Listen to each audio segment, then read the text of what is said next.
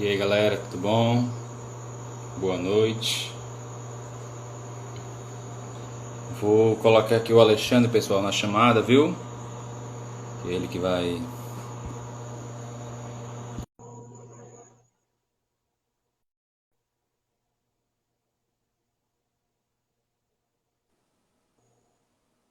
Pronto. Fala, Alexandre, tudo bom? E aí, Noah, beleza? Tranquilo? Tá me ouvindo bem? Beleza, cara. Tudo ok, tudo ok.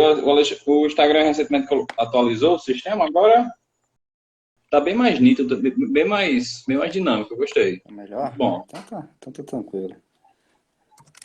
Ótimo, ótimo. Oi, pessoal, como vocês sabem, hoje é o último dia do nosso seminário, né? É o quarto dia de 4 dias, né?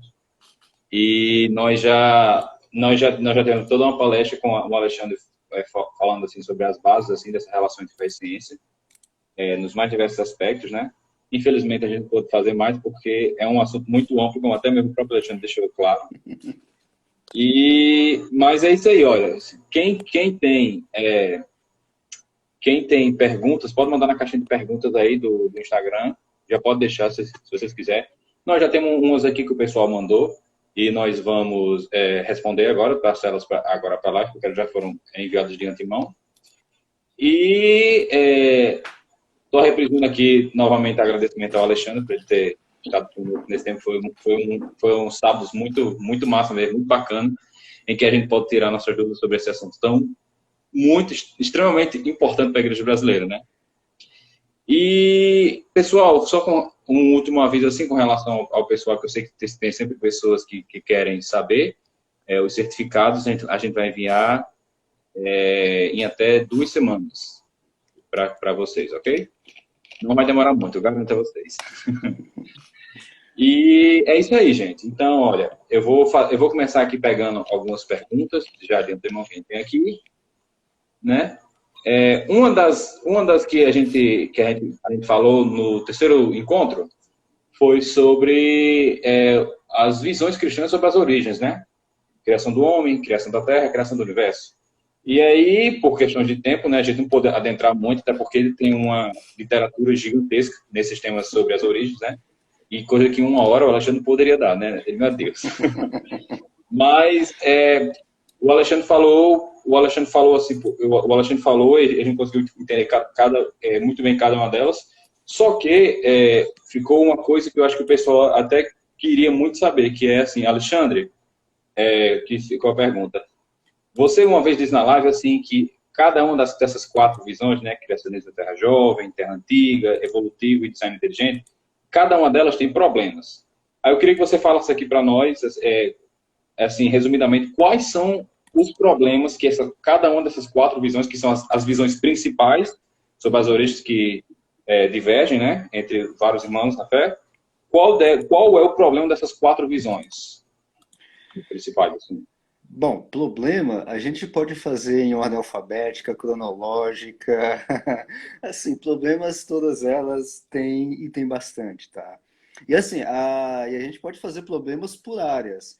Problemas na área de cosmologia, ou seja, na origem do universo, na origem do homem, questões que eu nem cheguei a citar, que a gente poderia trabalhar, que é, por exemplo, a questão do dilúvio, a velha questão da Torre de Babel, a origem das línguas. Então, sim, problema todas elas têm e muitos, tá? Não são poucos. Nenhuma dessas 4 visões que a gente trabalhou lá, nenhuma delas é isento de problemas, nenhuma delas dá todas as respostas e nenhuma delas tem, vamos dizer assim, olha só um pouquinho. Tá, obrigado. Aqui não. Eita, rapaz. É que eu tô tentando arrumar um suporte que tá na mão, inclusive o celular, mas depois arrumo. Então, assim, nenhuma delas dá a resposta completa pro que a gente quer, por exemplo, a origem do homem, tá? Então, nenhuma tem lá. E o que eu trabalhei, obviamente, foi só, vamos dizer assim, as coisas boas, né? Só as boas características, ou tentei tirar pontos positivos nela. Tem umas que realmente, é claro, que eu tenho uma posição que não é nenhuma daquelas 4, eu suei um pouquinho para tirar uma coisa positiva de uma ou de outra. Isso é natural porque ninguém é isento, tá? Nem eu, nem qualquer outra pessoa, ela é isenta, não tem nenhuma posição nem nada. Não, isso não existe, tá? Então, assim, de forma geral, vamos colocar assim de forma geral, cada uma das quatro visões, vamos pegar na que todo mundo acha que tem menos problema, ou é a visão que soluciona tudo. Vamos começar justamente por ela, que é o criacionismo. Lá até eu expliquei, né, o que é esse negócio de criacionismo. É simplesmente a crença de que Deus existe, nada mais, nada menos do que isso, tá? Então vamos pegar a vertente do criacionismo, por exemplo, criacionismo evolutivo ou evolucionário, que não tem nada a ver com o evolucionismo teísta. Aliás, pode ser uma ponte ou pode ser uma linha, uma vertente dela, mas a princípio não conecta uma coisa com a outra. Vamos pegar essa, que é a tradicional, que todo mundo acha que não tem problema nem nada. Tem. Criacionismo evolutivo ou evolucionário, por exemplo, ele tem alguns problemas, por exemplo, na questão na questão epistemológica, vamos dizer assim, na parte onde você faz conexão entre a fé e a ciência, por exemplo. Ele é muito fácil e muitas pessoas caem nesse tipo de coisa sem saber, caem num deísmo, né? Deísmo com D de dado, né? Deísmo é a ideia de que Deus criou todas as coisas, colocou corda no relógio, né? Ou bateria no relógio, deixou a coisa rolar e pronto, tá? Então, ele é muito fácil de cair no deísmo, por quê? Porque se a gente pega aquela independência da ciência e da teologia, onde cada um trabalha dentro do seu ramo, a gente pode cair naquela, se não me engano, foi na segunda conversa que a gente teve, que foi nas questões dos modelos de interação entre fé e ciência, que é o modelo de magistérios não interferentes. Ou cada um na sua e ninguém se mistura, tá? E a gente pode cair nessa questão, ou a gente pode ainda cair numa outra questão mais complicada, que é essa do deísmo. Ou seja, para nós que somos cristãos e somos teístas de tatu, ou seja, Deus intervém na natureza, não importa em qual forma que, ou qual forma que, vamos dizer assim, isso vai acontecer, para nós é fundamental isso. Quando a gente cai no deísmo, a gente já está saindo praticamente do cristianismo. Então, o criacionismo evolucionário, de forma geral, dependendo da forma que você trata ele, na independência da ciência, na independência da teologia, você pode cair por um lado ou por outro, claro que mais uma questão teológica, mais uma questão científica, você pode cair na questão do deísmo, né? Ou também, e aí eu estou falando de forma geral, tá? Igual eu falei, dá para trabalhar cada um desses problemas na questão do origem do universo, da Terra, do homem, do dilúvio e tudo mais. Então, eu estou falando de forma geral. Um outro problema que tem no criacionismo evolutivo, por exemplo, é que a gente pode cair muito facilmente numa ideia ou num tipo de teologia, que é a tal da teologia aberta. Aliás, não é bem uma teologia, mas também tem teologia aberta, mas é mais um teísmo aberto. Isso pode acontecer, é um perigo que corre, tá? Inclusive tem alguns teóricos que trabalham nessa interface de criacionismo evolutivo que caem no teísmo aberto, tá? Que é a ideia, assim, a grosso modo, daria horas se a gente conversar de teísmo aberto, tá? Mas assim, só alguns tipos, umas características bem fácil de reconhecer isso, por exemplo, que Deus evolui ao longo do tempo, ou seja, o conhecimento de Deus evolui ao longo do tempo, porque as coisas estão acontecendo aqui no nosso mundo e tudo mais. E Deus, ele sabe ali as probabilidades da mecânica quântica, mas ele não sabe 100% para onde é que vai as coisas, né? Aquela velha briga que a gente tem lá no grupo de física, né? Aquela velha briga que a gente tem, né? Quando a gente vai mexer com mecânica quântica, né? Ah, tem lá uma probabilidade. Pois é, Deus está no meio dessa probabilidade. Ele sabe aonde é que é a tendência. 100% nem Deus sabe. É um outro perigo que pode cair. Isso por questões evolutivo, né? Para o design inteligente, que é uma outra visão cristã também, a gente também tem problemas com relação a isso. Claro, para todas essas críticas que eu estou fazendo, há uma resposta dentro de cada uma das visões, há uma resposta contra resposta, tri-resposta, e a gente vai de resposta em resposta infinitamente, tá? Então, eu só estou lançando críticas de forma geral, tá? No caso do design inteligente, por exemplo, tem um problema sério, por exemplo, com a relação de microevolução, né? Nós sabemos, aliás, com a macroevolução. Micro não, macroevolução. A gente conhece dentro da teoria da evolução, né, que as coisas evoluem. A gente está vivendo, inclusive, agora no momento onde isso é isso é visto no noticiário, né? O problema do vírus que causa Covid, por exemplo, né? Esse vírus está tendo várias mutações. Mutação que está aparecendo no Brasil, novas cepas e por ali vai. Isso a gente já vê que são microevoluções que já estão ocorrendo, tá? A seleção natural está agindo aí naturalmente, vamos dizer assim. Mas e a macroevolução, né? Que a gente sempre há críticas com relação a isso. A gente precisa de um período maior de tempo. Apesar de que a gente já observa alguma coisa disso, um período de mais ou menos 50 anos, e é um caso que eu estou me lembrando, é o único caso que eu me lembro. Tem outros, né? Mas como eu não estudo biologia, eu não decoro esses casos mais clássicos, né? De, por exemplo, de uma formação de uma ilha ali no Pacífico, perto do Chile, se não me engano, né?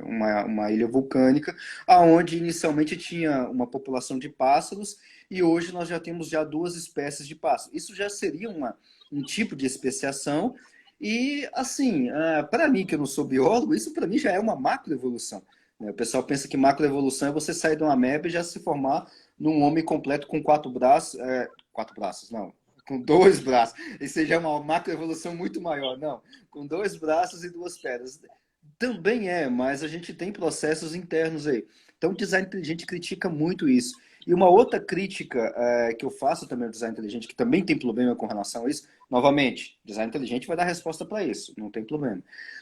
Um outro problema que tem no design inteligente é que ele tenta fazer como se fosse uma estrutura científica e não um criacionismo ou uma vertente de criacionismo. Dentro do design inteligente mesmo, eles falam isso de forma aberta. A gente não é um tipo de criacionismo. Tá? A gente é uma teoria científica, tanto que alguns chamam de teoria do design inteligente, porque eles tentam se adequar a uma teoria no sentido científico, né? Igual aquele que a gente conhece, com matematização, com evidências, com previsão e por ali vai, tá? Mas não funciona. Se a gente for pegar os métodos científicos, porque não existe só um, dentro das ciências naturais, isso é até fácil da gente observar, mas dentro das outras ciências há outros tipos de métodos, né? Então ele se tentar colocar como teoria científica tem muito problema. Ele mais se encaixa como um argumento teleológico, né? Ou seja, para dar sentido às coisas, né? Teleologia é onde você faz argumentação para dar sentido às coisas, tá? Não teologia, teleologia. Então seria mais fácil seguir por esse caminho e não por um caminho de teoria científica. E aí, das outras duas visões, por exemplo, o criacionismo da Terra Antiga, eu estou fazendo o caminho inverso, né?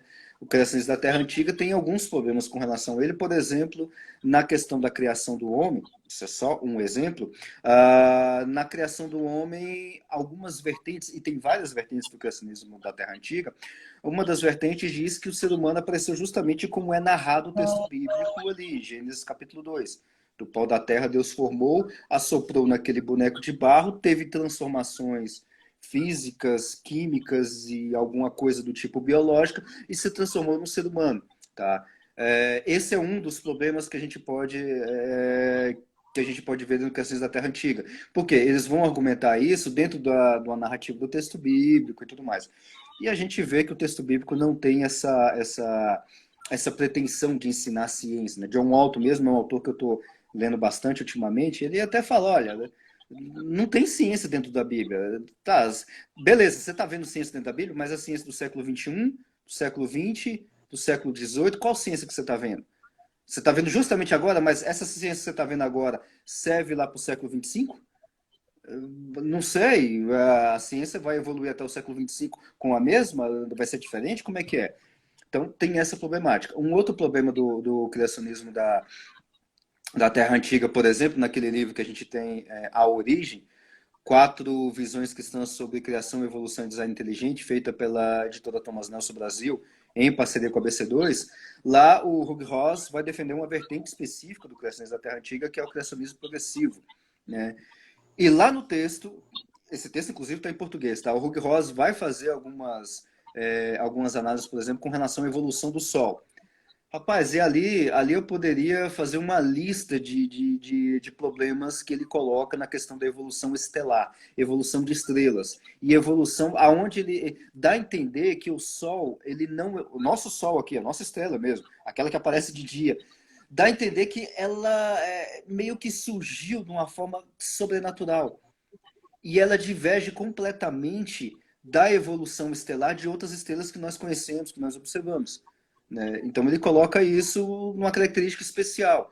Ah, mas por que é especial? Porque nós estamos aqui, estamos no planeta Terra. Isso é extremamente problemático, tá? Então, como eu estou fazendo duas críticas para cada uma das teorias, duas críticas então para o criacionismo da Terra jovem, tá? Primeiro delas é a questão, eu vou pegar no mais fácil, né, que é a idade do universo. O universo tem aí, no máximo, 10, 12 mil anos de idade. Não bate isso em lugar algum. Em nenhum tipo de observação dá para se colocar isso, né? O pessoal até fala, dentro do criacionismo da Terra Antiga, eles usam a relatividade geral, inclusive, a relatividade especial, acho que a relatividade geral não. Relatividade especial para falar da dilatação temporal e da contração do espaço, para fazer uma análise ali de uma questão que o pessoal chama de luz cansada, né? Então o universo todo foi criado há 10, 12 mil anos, numa luz, numa espécie meio... Estou falando aqui a grosso modo, tá? Tem muitos detalhes técnicos. Numa luz ali meio parada, vamos dizer assim, e há 10, 12 mil anos Deus soltou essa luz, os campos eletromagnéticos, né? E a luz agora está chegando de todos os lugares. Mas o universo inteiro, incluindo as galáxias, incluindo a galáxia de Andrômeda, que eu já observei, com o meu telescópiozinho aqui de casa, daqui de casa eu observei a galáxia de Andrômeda, que está a 2 milhões de anos-luz de distância, ou seja, a imagem que eu estou vendo dela é uma imagem há 2 milhões de anos atrás. Eles colocam isso tudo como uma questão de luz cansada. O problema é que as previsões e as respostas que eles colocam dentro da relatividade especial, ou até da relatividade geral, desse negócio de luz cansada, não passam em nenhum tipo de experimento de observação. Então, idade do universo não cabe o universo todo em 12 mil anos. Tá? Esse é o primeiro problema. O segundo problema, eu vou até elencar que é o mesmo problema do criacionismo da Terra Antiga, tá? Numa das vertentes do criacionismo da Terra Antiga, que é a questão da formação do homem. Talvez seja a grande questão mais polêmica, né? De que o homem, aliás, não o homem, Adão e Eva é o primeiro casal biológico que Deus criou lá do barro, assoprou e tem processos físicos, químicos e transformações e tudo mais. E desse único casal de dois veio toda a raça humana, veio os... nem sei qual, já deve estar chegando em 8 bilhões de pessoas hoje, né? A última contagem estava em 7,1. Tem gente demais na Terra. Aliás, olhando a demografia, tem muitas cidades populosas, né? Tem outras que estão realmente vazias, mas tem muita gente na Terra vindo só de duas pessoas. Isso do ponto de vista, vamos dizer assim, de qualquer cálculo que você faça, ou de qualquer experimento que você faça dentro de biologia, com vírus, com animais, qualquer coisa, é impossível. Apenas de dois indivíduos você fazer uma população qualquer. Inclusive o Dennis Alexander, naquele livro Criação ou Evolução, Precisamos Escolher, ele coloca ali, por exemplo, um cálculo, que ele dá até a fonte, que você precisa de, no mínimo, entre 9 e 12.500 indivíduos numa população para você ter a evolução das espécies, né? Então, com dois não dá. Com dois é impossível de você ter. Então tá aí, duas críticas para todas as visões e nenhuma escapa, viu? É verdade. Perfeito para Deus, viu? É. É, tem uma pergunta muito boa, inclusive o Diego fez aqui no chat, vou até ler aqui, né? Que ele disse assim, Alexandre, em uma dessas palestras você disse que todas as perspectivas cristãs sobre as origens adotam como pressuposto a ideia de que há um Criador, né? Somos todos criacionistas, né? É um pressuposto nosso cristão. Uhum. Como responder a alguém que nos critica justamente por assumirmos esse pressuposto, dizendo que somos anticientíficos por causa de nossas premissas? Pois é, aí vai aquela tradicional questão que eu sempre fazia lá nas nossas conversas, né? Tem a resposta curta e a resposta longa, né? A resposta curta é, bom, eu estou partindo de duas premissas. Se essas duas premissas não se chocam entre si, bora fazer a argumentação. As duas ainda continuam, vamos dizer assim, existindo até o final da argumentação e da conclusão e não se quebrou nada, beleza. Não há, vamos dizer assim, ser anticientífico e você acreditar em Deus. São duas coisas completamente distintas, não tem uma conexão uma com a outra.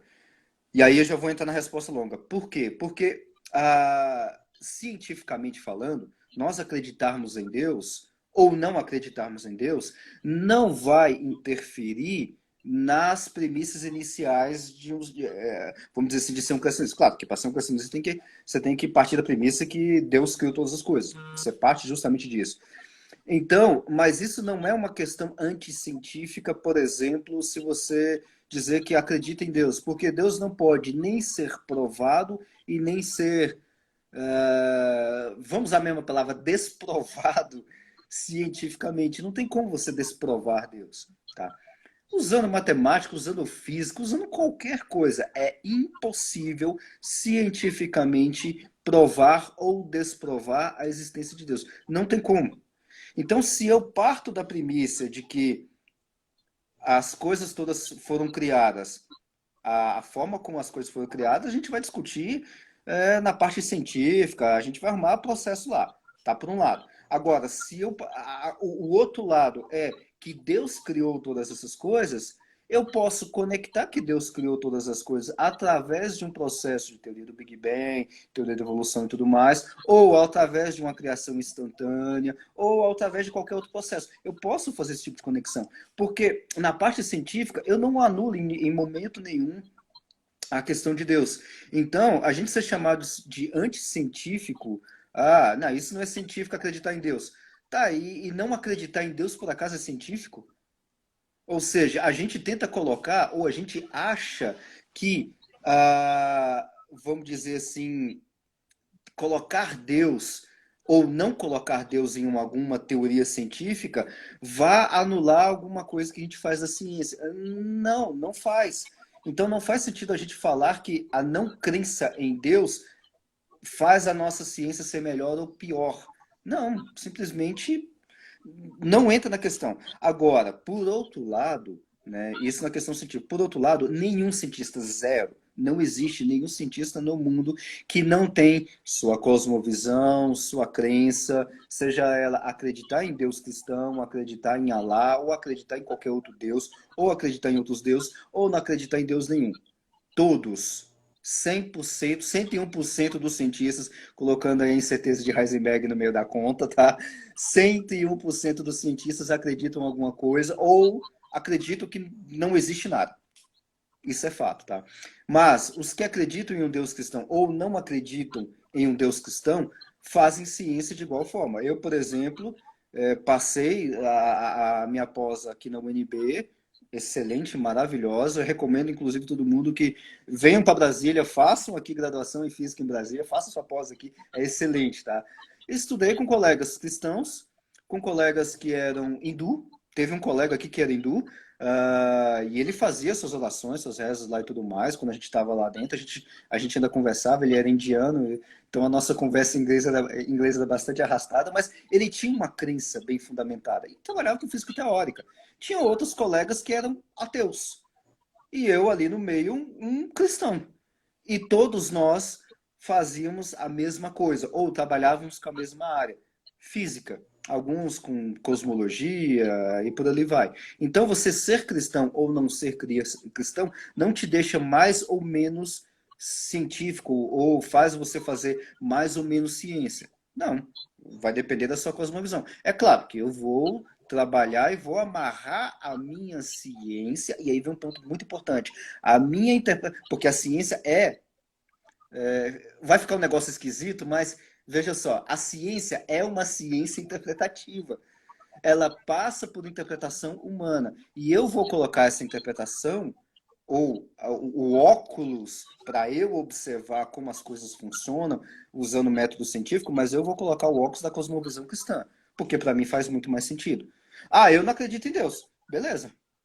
Vamos trabalhar lá no início do universo? Aí vem aquelas velhas discussões, né? Que eu sempre levo o camarada lá pro início do universo, a gente chega no ponto, olha, precisa de alguém que não faz parte do universo, que não é material, não é temporal nem nada, que escreveu as leis que vai dar início do universo. Você chama isso de quê? Eu chamo isso de outro universo paralelo, qualquer outra coisa, que não tem evidência. Eu chamo isso de Deus, o Deus cristão. E aí? Qual dos dois é melhor? Então a gente fica nessas discussões todas, tá? É muito. Eu já tive discussões desse tipo e é muito interessante que existe o não crente, né? Ele vai considerar até a hipótese menos improvável, que é, por exemplo, eu já tive a oportunidade de conversar com uma pessoa assim, e ele considerava que a teoria dos universos paralelos muito mais aceitável do que a ideia de um ser criador superior, enfim, escritor das leis universais, porque, eu não sei, acho que ele viu ela muito gibi e queria que isso acontecesse, não sei. Mas, enfim, continuando, né? Outra pergunta muito importante, né? Acho que o pessoal gosta muito desse tema das visões, né? Que é essa daqui, né? Que é como a gente está falando mais sobre essas questões, mas como fica a questão da queda, da queda do homem, né, nas quatro visões, dessas quatro visões sobre criação. Uhum. A questão... É a mesma queda? Não entendi. Como é que a gente pode interpretar essa questão da queda nas quatro visões? A questão da queda, daria para a gente fazer aí, só trabalhar com queda. Os 4 encontros que a gente teve, só com queda. Daria para fazer. Vixe, eu tô achando que o... Travou? Você tá me ouvindo? Eu tô te ouvindo. Pronto, deu certo, Alexandre. Deu Eu tô te certo. ouvindo, eu tô te ouvindo, ouvindo bem.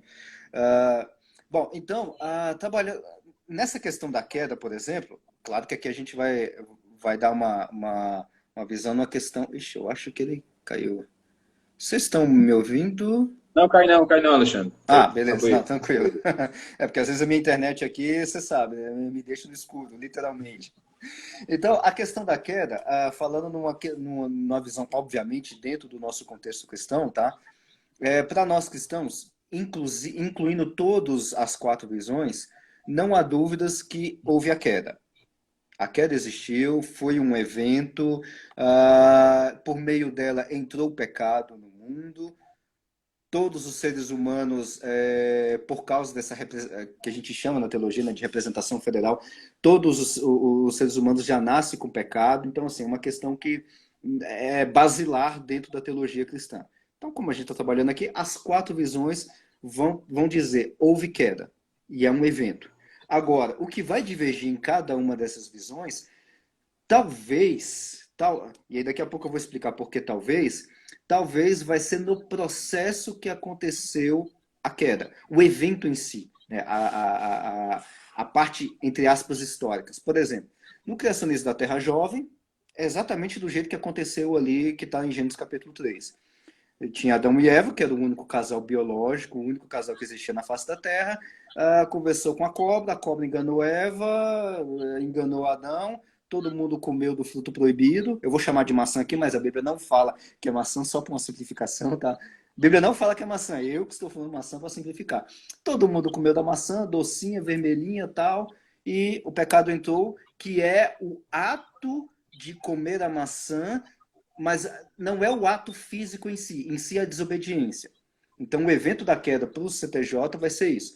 Para o CTA, Criações da Terra Antiga, eu não, como são muitas vertentes que tem no Criações da Terra Antiga, eu não conheço todas as vertentes, a do Hug Rosa ou de outras são bem semelhantes, é o que está lá no capítulo 3 de Gênesis também. Também continua do mesmo jeito. O design inteligente, sinceramente, eu não sei se eles têm uma estrutura bem definida, porque como eles não têm uma estrutura de criação do homem, criação da terra e criação do universo, eles sempre se acoplam ao CTJ, Criações da Terra Jovem, ou ao CTA, eu acredito que eles também não têm uma explicação do evento em si, e se vai se acoplar ao CTJ ou ao CTA. Eu, particularmente, não conheço. Talvez tenha, mas vamos dizer que ele vai se acoplar ao CTJ ou ao CTA. O criacionismo evolutivo, ou evolucionário, que eu vou chamar de CE, ele já vai ter várias vertentes também.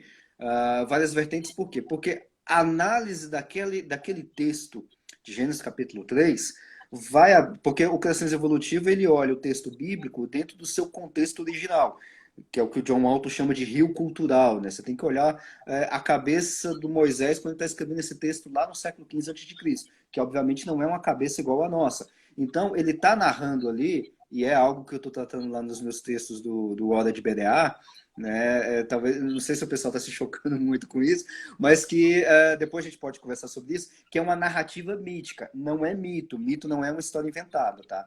Narrativa mítica é uma narrativa para dar sentido à realidade. Isso que é narrativa mítica. Então, muitas vertentes do CE vai tratar Gênesis capítulo 3 como uma narrativa mítica em algumas partes ou em outras partes com um gênero literário apropriado ou com alguma figura de linguagem. De qualquer forma, não vai interpretar aquele texto ali de forma literal, ou seja, um casal de dois que conversava com uma cobra e que pegaram da maçã e comeram. O ato da queda não foi esse, para a maioria das vertentes do CE. Tá, e foi o quê? Aí a gente tem diversas coisas que a gente pode discutir, ou diversas vertentes do que foi essa queda. Por exemplo, pode ter sido dentro de um processo evolutivo, e aí eu preciso também falar quem foi Adão e Eva dentro dessa linha, ou seja, pode ter sido uma linhagem de Homo sapiens, qualquer coisa do tipo. Por exemplo, um dos modelos do Dennis Alexander, que ele apresenta naquele livro Criação ou Evolução, inclusive eu tratei no grupo da BC2 aqui em Brasília, vai trazer um modelo onde Adão e Eva, por exemplo, um só, não são tem vários, Adão e Eva era um casal de agricultores no meio de várias outras pessoas que já existiam. Deus se revelou para esse casal. Deus fez um pacto com esse casal, análogo ao pacto que Deus fez com Abraão, lá em Gênesis capítulo 12. Algo bem parecido. Se você olhar a narrativa, é claro que o gênero literário de Gênesis capítulo 3 é completamente diferente de Gênesis capítulo 12. Isso em português, a gente já vê isso bem claramente, tá? Que é diferente. Então, Deus faz um pacto com Adão e Eva nessa representação federal, e eles, de alguma forma, desobedecem a Deus em algum momento, e essa desobediência é o evento da queda. Então, tem esse, dentro do criacionismo evolutivo, dentro desse modelo específico, tem essa vertente. Ou tem uma outra vertente que vai trabalhar que a queda, por exemplo, pode ter sido no momento do processo evolutivo do ser humano, onde ele adquire coincidência não é. Consciência, me faltou o nome. Consciência, e nessa consciência ele acabou vendo o que é bom e o que é mal, no sentido de fazer julgamento por si só. Porque eu matar um outro animal ou me defender de uma outra tribo dentro do processo evolutivo, entre os Neandertais, aquelas brigas todas que tinham lá dos Homo sapiens, entre os Homo sapiens e os Neandertais, por exemplo, é uma questão de defesa, você pode olhar isso para uma questão de defesa biológica. Você pode olhar isso também para uma questão de conquista e de uma outra perspectiva mais psicológica, uma questão de maldade, onde tem uma intenção de fazer maldade. Então, alguns colocam um modelo de queda justamente nesse momento onde o ser humano cria essa consciência de querer fazer mal ao outro ser humano pelo simples, entre aspas, prazer de fazer mal. Então, aí seria o momento da queda, né? Tem um livro, inclusive a BC2 traduziu ele em português, que está naquela coleção, eu não tenho ele aqui em mãos, daquela coleção com a Thomas Nelson Brasil, coleção Fé, Ciência e Cultura. Estou tentando lembrar o nome dele agora, desse livro. Evolução e Queda, se não me engano, acho que é esse o nome do livro. Nesse livro, ele vai trazer alguns outros modelos sobre queda, né? O que aconteceu na queda, né? O que foi a queda? E lá nesse livro, ele vai trazer as visões sobre a queda não conectadas com as visões que nós falamos sobre CTJ, CTA, DI, CE. Mas outros tipos de visões que essas 4 visões sobre origem e evolução pode pegar. E lá, se não me engano, parece que traz 5 visões ou 5 modelos só relacionados à queda. É um livro muito bom. Acho que o nome do livro é Evolução e Queda.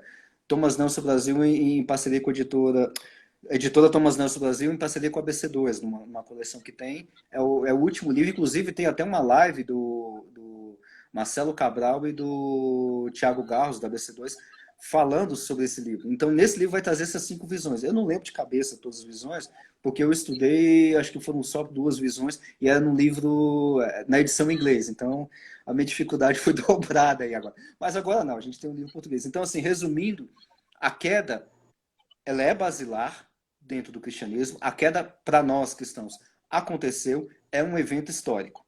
Agora, como foi esse evento histórico? Se foi um processo ou se foi um evento único, pá, aconteceu em um dia só, num momento só, ou aconteceu ao longo do tempo, como essa questão de criar consciência e tudo mais, aí a gente discute. Mas a queda aconteceu e o pecado entrou pela queda, a gente vai discutir processo.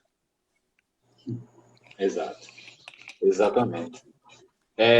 Uma coisa interessante, Alexandre, é que você falou com a gente todo o caminho até aqui, né, do seminário, que acho que, inclusive, muita gente gostou foi quando você falou sobre os nomes, né? Você falou sobre o Galileu, você falou sobre o Lamarck, né, que foi o padre criador da teoria do Big Bang. Qual seria, você poderia dar mais alguns exemplos desses nomes assim na ciência, nomes grandes na ciência que também foram grandes cristãos? Porque o que acontece muitas vezes, por exemplo, isso aconteceu comigo muito, é que, pronto, a gente está aqui no Instagram da UMP, né? São jovens, a gente tem mais jovens aqui. Contudo, existem muitos jovens que estão na faculdade, que querem, sei lá, cursar N cursos assim que acham interessante, que gostam, que sentem que é a vocação. Mas, assim, às vezes ele acha que não dá não, isso aqui não condiz com a minha fé e tudo mais, isso aqui vai... isso aqui é contra a minha fé, enfim, sabe, várias coisas, né? Uhum. Eu queria que você pudesse dizer para o pessoal alguns nomes, Alexandre, de cientistas. Se você souber porque a gente sabe mais de física, né? A gente sabe mais dos físicos. Mas se você soubesse outros grandes nomes, grandes cientistas que também foram grandes cristãos, que você pudesse falar para o pessoal aqui. Aí a lista é enorme, tá? Dá pra gente fazer em ordem alfabética, em ordem cronológica, né?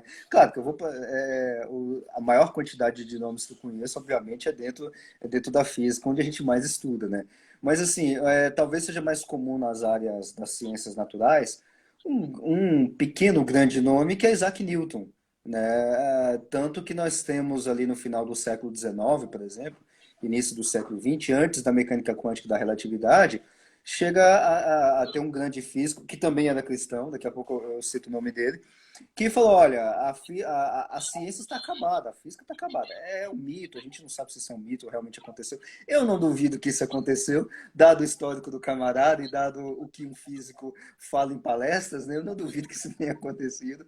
Ele falou, a física acabou, vocês estão perdendo tempo aqui, vão para casa, agora a gente só vai fazer aqui continhas mais precisas, tá? Acabou a física. Depois veio a mecânica quântica, a relatividade geral e deu um nó. Até aquele instante, por que ele falou que acabou a física? Porque ele estava baseado naquilo que nós chamamos de mecânica clássica, ou mecânica newtoniana. E Newton é simplesmente essa referência geral para tudo que nós temos, era um grande cristão. Aliás, se a gente comparar as obras que Newton deixou, claro, ele deixou o princípio, né, uma grande obra que é a base vamos dizer assim, da física, das leis de Newton e tudo mais que ele escreveu, é uma grande obra, o livro de ótica e outros livros que ele também escreveu. Mas Newton também escreveu interpretações de Apocalipse. Ele escreveu um livro sobre interpretação de Apocalipse, escatologia bíblica. Newton escreveu, Newton trabalhava com teologia, né? Então Newton é um dos grandes cristãos. Então, a gente tem o clássico Copérnico, né, que vamos dizer assim, o pai do heliocentrismo, né? Todo mundo acha que a ciência ela não tem Deus e não tem nada e que a ciência tirou a Terra a Terra do centro do universo e colocou o Sol. Não é bem assim não, viu? Quem fez isso na realidade foi um cristão e era um crente assim, daqueles crentes que trabalhavam dentro da igreja, né? O Copérnico ele trabalhava durante a semana dando aula e no final de semana estava ali trabalhando, literalmente trabalhando dentro da igreja, trabalho braçal dentro da igreja mesmo.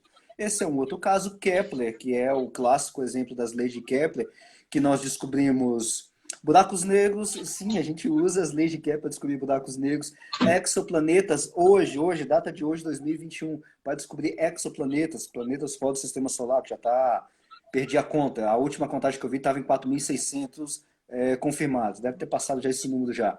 As leis de Kepler. Kepler era um outro cristão, luterano, inclusive. Se não me engano, acho que ele era luterano. Um outro grande homem, assim, e eu só estou falando das referências, tá? Tem os menores. Eu só estou falando das referências. Um outro cara que nós, hoje em dia, não viveríamos sem ele, que é o pai do eletromagnetismo, ou o pai das leis do eletromagnetismo, ou tudo isso que a gente faz, desde ligar lâmpadas, corrente contínua, alternada, qualquer coisa do tipo, ele é o pai de tudo isso, chamado James Maxwell, o grande Maxwell, das leis de Maxwell. Era um cristão ali do século XIX que colocou no umbral do laboratório de física, laboratório experimental de física, ainda existe até hoje, tem um versículo bíblico, Salmo 111, versículo 2, se não me engano, grandes são as tuas obras, ó Senhor, algo mais ou menos assim, está escrito em latim, está lá no laboratório de física, que é onde o Maxwell trabalhava, é um cristão. E ele era, como ele era da Escócia, se não me engano, eu acho que ele era presbiteriano, tá? Então nós temos um presbiteriano cristão, um dos pais da ciência, que nós trabalhamos com ciência hoje, que é do magnetismo. Tem o Lemaitre, que você citou, que é um pouco mais recente, né, 1920, 1930, que dava aulas de física e matemática durante a semana, e no final de semana estava lá pregando na igreja, tá? E é o pai da teoria do Big Bang. Então não é um ateu. A teoria do Big Bang, que é coisa de ateu e tudo mais, não. É coisa de crente, vamos dizer assim. É coisa de cristão. Então tem esses mais modernos. Mais recentemente, aí a gente pode colocar, aí a lista estoura. Francis Collins, que é um cara que está vivo hoje, é o diretor do National Health of Institute. Meu inglês é horrível, tá? Mas é o NHI. É como se fosse um super ministério da saúde americano. Ele é o diretor hoje desse instituto, que está na frente aí das vacinas, da pesquisa de vacinas e tudo mais lá nos Estados Unidos. É um crente, um cristão, que escreveu aquele livro A Linguagem de Deus. Ele tem uma visão bem particular dentro dessas 4 visões, que é o evolucionismo teísta. E eu, particularmente, Alexandre, acredito que ele vai mais para o cristianismo evolutivo. Eu acredito que sim, né? Não necessariamente. Uma outra que ainda é viva ainda, ela é tão nova, né? É uma outra, para dizer que a gente não falou de mulheres, eu vou citar duas, que estou me lembrando de cabeça agora, que estão vivas, inclusive. Débora Hassman, física, claro, óbvio, né? É uma mulher que trabalhou com pesquisa com galáxias. Deu aula no Calvin College de astronomia, tá? É uma cristã, ela atualmente é diretora que sucedeu o Francis Collins do Biologos, né? biologos.org, que é um site, é como se fosse um ABC2 americana, né? É outra cristã e daquelas fervorosas, inclusive, viu? Ela escreveu, quando publicaram aquela foto do buraco negro, né? Ela colocou as obras de Deus são magníficas, mas as coisas que Deus cria também dão um certo medo. Por exemplo, não é muito bom você ficar perto de um buraco negro. Buraco negro, ele é belíssimo, como criação de Deus, mas é perigoso você ficar lá perto, tá? Então é um outro exemplo. E o último exemplo de uma cristã viva que está atuando e trabalhando hoje, também física, né, obviamente, todo mundo conhece aquele telescópio espacial Hubble, né, que tira aquelas fotos magníficas e tudo mais. A mulher é uma mulher mesmo, crente, que é a cientista sênior do projeto do Hubble Space Telescope.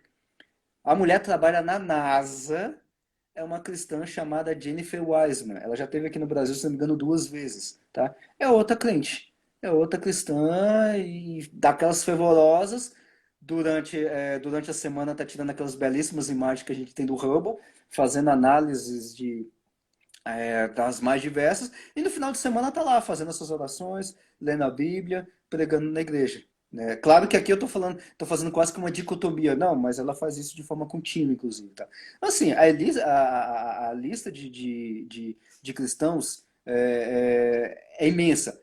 Só um último exemplo de um que já trabalha, eu estou falando de cristãos que estão trabalhando com ciência, né? Mais um caso de um cristão que é cientista e trabalha com teologia. Alistair McGrath, formado em biofísica, trabalhou com biofísica na Holanda, no seu doutorado, doutor em biofísica, na área de ciência, e também é doutor em teologia, fez teologia. E nós temos, em português, diversos livros que ele escreveu. A Ciência de Deus, naquele outro, o Fundamentos do Diálogo entre Ciência e Religião, né? Excelentes livros, inclusive. E o camarada trabalha numa área muito específica da teologia, que é a teologia histórica, entre o século XIV, XV e o século XVIII. E trabalha com ciência também. Então, e tá vivo ainda, produzindo e produzindo muito, inclusive, viu? Né? O McGrath, a gente pisca, ele lançou um livro novo. Tá aí, do Dr. McGrath. Exatamente. Em português, inclusive, viu? Ai, graças a Deus. Cara, é muito bom. Inclusive, eu recomendei pro pessoal que está assistindo a live. Muito bom o livro dele, pessoal. Muito bom mesmo. Eu acho que talvez o pessoal conheça ele, que eu acho que assim, fora do âmbito assim, debate, ciência e fé, o McGrath ficou muito conhecido porque quando o Richard Dawkins lançou aquele livro dele, Deus no Delírio, Uhum. o McGrath com a mulher dele lançou uma resposta que é Dawkins no Delírio, Do que é delírio. um livro assim, eu nunca li, mas eu já ouvi comentário de gente que eu confio, dizendo que o livro é sensacional. É bom, eu já li ele, é muito bom. Pois é. Então, a gente já está chegando ao final da live, né? Infelizmente o Instagram, ele permite só uma hora, né? Mas, Alexandre, assim, como trabalha com ciência há muito tempo, né? Uhum. E o que é que... Uma outra pergunta, assim, que eu acho que até o pessoal gostaria, assim, de ouvir é o que é que você poderia dizer para um jovem cristão que vai ingressar na faculdade, seja lá qual seja o seu curso? A gente já aprendeu que é o mesmo autor da Revelação Especial e da Revelação Geral. Uhum. Esses dois livros criados pelo mesmo autor nunca se diverge. O que diverge, o que o povo, não diverge não, perdão, o que o povo pensa que diverge é o pecado, é a loucura da sabedoria humana. Mas, Alexandre, o que é que você pode dizer para um cristão que está entrando na faculdade agora, ou até mesmo ou que como é que pode melhorar essa relação dele com a ciência e como é que ele, e qual o conselho que você daria para que ele pudesse fazer um trabalho científico bom, assim, bacana? Eu vou usar o meu caso, né? O meu caso que eu acabei trabalhando. Eu tenho mais tempo de igreja, por exemplo, do que de ciência. Eu entrei na faculdade em 2006, faculdade de física aqui em Brasília. Eu estou na igreja desde 92. Então, eu tenho muito mais tempo de igreja do que de ciência. E eu nunca tive nenhum conflito, vamos dizer, interno, que é o que a Débora Hassman falava, que não tem conflito entre as duas revelações. Se tiver um conflito, o conflito está em quem está analisando isso, né? Ou seja, está dentro da interpretação humana isso. O conselho que eu dou é o seguinte: seja o melhor cristão que você conseguir ser, tá? Dentro da sua comunidade de fé, leia bastante a Bíblia. Tem condição de fazer curso de teologia? Faça. Curso básico, tem condição de fazer curso médio, tem condição de fazer faculdade de teologia? Faça. Tá? Estude o máximo que você puder e conseguir de estudar de teologia, tá? Porque isso vai ajudar na tua comunidade e em você mesmo. E do outro lado, estude ciência da melhor forma que você conseguir fazer. Seja o melhor aluno na faculdade, seja lá qual que você for fazer. Faça todos os cálculos, se for teórico, ou se for da área mais humana, leia todos os livros que o professor te passar. Sim. Ah, mas o professor só passa dessa linha ideológica, mas não tem problema, leia. Leia tudo que o professor te passar, leia aquilo que ele não passar e leia mais do que o seu professor já leu. Tá? Essa é a minha recomendação. Seja o melhor aluno que você conseguir ser do seu curso. De preferência, ultrapasse os seus professores, inclusive, em conhecimento e em pesquisa. Tá? É difícil, sim, mas tente fazer isso. Coloque isso como objetivo. Seja melhor. Quando você conseguir fazer isso, ou quando você trabalhar com essas duas áreas ao mesmo tempo, você vai ver que a sua visão com relação à realidade de forma geral, tanto teologia quanto ciência, vai se abrir, vai ser um óculos limpo, assim que você vai ver as coisas muito mais claras e muito melhores, tá? Então seja o melhor dentro que você conseguir ser dentro da igreja e seja o melhor que você conseguir ser dentro da faculdade nos seus estudos. Exatamente. Olha, chegou assim só mais uma pergunta aqui sobre o segundo encontro. Aproveitar, né, a gente tem tempo ainda. Beleza. Eu tô sem Pergunta relógio aqui, eu bom, não sei como pergunta é que tá bom, o tempo aí, viu? Então qualquer coisa você me regula aí. pergunta bom. Alexandre, você no segundo, só para finalizar, né? No segundo encontro você falou sobre os modelos de interação, né? Os 4 modelos. Uhum. Existem outros modelos fora ele? Ou esses são únicos? Sim. Não, tem vários modelos. Por exemplo, dentro do Criações da Terra Jovem, você tem outras vertentes. Você vai ter vertentes que vai defender que o universo e todas as coisas têm 6.000 anos, outra vertente vai para 10, 12 mil anos. Né? E isso assim, pegando das 4 visões, as vertentes, a partir das 4 para baixo. Então você tem essa, criacionismo da Terra Antiga, por exemplo, você tem diversas vertentes. Uma que vai defender, por exemplo, que o dia descrito na Bíblia é um dia de 24 horas, tá? É um dia de criação de 24 horas, mas entre um dia e outro você tem milhares, milhões ou bilhões de anos. Uma outra vertente dentro do criação da Terra Antiga é que o dia não é de 24 horas, mas são dias eras, ou dia era, um negócio mais esticado, né, que pode ter milhões ou bilhões de anos. Então tem essa vertente. O design inteligente, sinceramente, eu não sei se tem vertentes saindo do design inteligente. Sinceramente, eu não conheço. Tá? Eu acredito que não. Mas a gente vai ter dentro da BC2 duas lives exclusivas sobre design inteligente com o cara que defende design inteligente, tá? Então, inclusive, vou até levar essa pergunta para ele, tá? Vou aproveitar que eu vou ser o host disso, então eu vou usar o meu poder para perguntar isso para ele diretamente. Eu não conheço, sinceramente não conheço. Dentro do criacionismo evolutivo, também nós temos diversas vertentes para a questão da criação do homem. O homem pode ter sido... o homem que eu estou falando aqui, Adão e Eva, pode ter sido um casal de dois histórico dentro de uma população, ou pode ser apenas uma questão conceitual, não é necessariamente um casal, mas um casal de dois, mas sim uma questão conceitual. Inclusive, o Bacref defende essa vertente do criacionismo evolutivo. Fora dessas quatro, há outras vertentes também.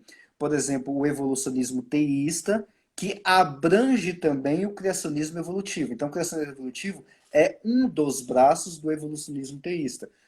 A diferença é que o evolucionismo teísta, na parte do teísmo, né, ou seja, do Deus criador disso, você pode ter o Deus cristão ou pode ter, das religiões monoteístas, o seu Deus das outras religiões monoteístas. Quando a gente funila para o Deus cristão, aí a gente aperta o evolucionismo teísta e vai cair no criacionismo evolutivo, que é a ideia do Deus cristão. Tem essa outra vertente também, tem o teísmo evolutivo, parece com criacionismo evolutivo, mas tem uma certa diferença, tem algumas nuances diferentes e também diverge do criacionismo evolutivo. E além desses outros modelos principais, há outros também, que eu não sei a nomenclatura, não conheço a nomenclatura, mas que vai ter misturas, por exemplo, de características da criação do homem de forma instantânea, em um universo velho, antigo. Então, assim, tem como se fossem misturas, né? Então, há várias vertentes, tá? Há várias vertentes. E aí, eu, obviamente, estou falando somente dentro da questão cristã. Porque indo para uma questão de teísmo, para as religiões monoteístas, que inclui também o cristianismo, nós vamos ter outros também, mas aí eu conheço muito menos. No caso do judaísmo, também vai ter outros tipos, entre aspas, de criacionismo, que lá vai ser Yahweh, que vai ser o Deus criador disso, mas a gente vai ter outras vertentes judaicas, vamos dizer assim, né? Que são outras visões também. Então, assim, visões a gente tem várias. Essas quatro talvez sejam as mais conhecidas ou as mais propagadas no mundo. No Brasil, com certeza, são as mais conhecidas, né? Tá no mudo. Ixi, tá no mudo. Tá fechado. Foi mal. Agora sim. Não, é que o Paulo disse aqui, né? Quando Jesus transformou água em vinho, o vinho tem o mesmo peso molar da água? Isso é boa. Perguntar a um crente químico para saber. E Alexandre, pois pronto. Eu acho que daqui a pouco o Instagram vai fechar aqui, então, Alexandre, em nome de toda a UMP da nossa igreja também, a gente agradece muito pelo seu tempo, por você ter vindo aqui conosco aqui. Muito obrigado mesmo, assim, foi muito bom. E, pessoal, a gente também agradece a todos vocês que ficaram até agora, que participaram de todos os dias. Nós esperamos de todo o coração que todos vocês possam ter sido muito enriquecidos com esse conhecimento. E, pessoal, é isso aí. E podem esperar um seminário parte 2, o que vai ter. Podem ter certeza. E o Alexandre vai estar de novo. Pode Opa, ter vamos certeza. lá. A hora que precisar, pode contar comigo para o que vocês quiserem. Eu que agradeço aí pelo convite. Foi um prazer e estamos à disposição para o que vocês quiserem. Ou oficialmente, ou perguntar alguma coisa, algum outro detalhe. Pessoal, só para constar, talvez alguém não saiba, mas o Alexandre ele é o líder do grupo de física da ABC2. E se vocês quiserem, entrar ou participar, não desse, mas dos outros grupos de estudo, que tem vários, tem medicina, medicina, história, tecnologia, ciências, Filosofia, direito. filosofia, direito, ciências naturais.